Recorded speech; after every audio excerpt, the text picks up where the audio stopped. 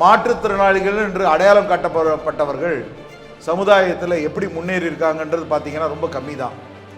ஆனால் தமிழ்நாடு அரசு பார்த்தீங்கன்னா நம்ம முதலமைச்சர் அவர்கள் எப்படி கலைஞர் அவர்கள் மாற்றுத்திறனாளின்னு ஒரு பெயரை வச்சு கொடுத்தாரோ, ஒரு துறையை உருவாக்கி கொடுத்தாரோ, ஒரு 4 நாளுக்கு முன்னாடி முதலமைச்சர் 110 விதியின் கீழே எழுந்து நின்று ஒரு அற்புதமான ஒரு அறிக்கையை கொடுத்தார்.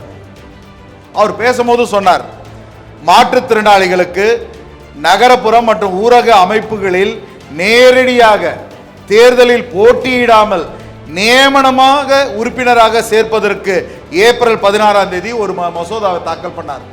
சிம்பிளா சொல்லணும்னா, நாங்களாம் உள்ளாட்சி பிரதிநிதிகள், நாங்களாம் என்ன பண்ணுவோம்னா தேர்தலில் போட்டியிடணும்னா சேர்மனுக்கோ கவுன்சிலருக்கோ அல்லது பஞ்சாயத்து போர்டு தலைவருக்கோ பஞ்சாயத்து மெம்பருக்கு போட்டியிடணும்னா நாங்களாம் மனுக்கள் தாக்கல் பண்ணி மக்களிடம் நேரில் போய் நின்று வாக்குகளை பெற்று அதுக்கப்புறம் தான் அங்கே பதவிக்கு வந்து மக்களுக்கு நல்லது செய்ய முடியும்.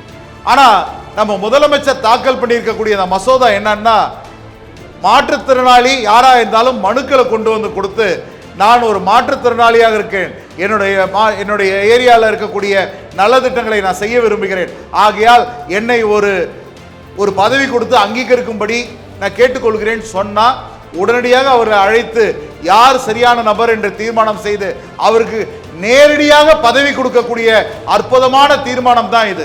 இந்த மாதிரி தீர்மானத்தை இந்தியாவில் யாருமே பண்ணதில்லை, தமிழ்நாட்டில் நம்ம முதலமைச்சர் ஐயா அவர்கள் தான் பண்ணியிருக்காங்க.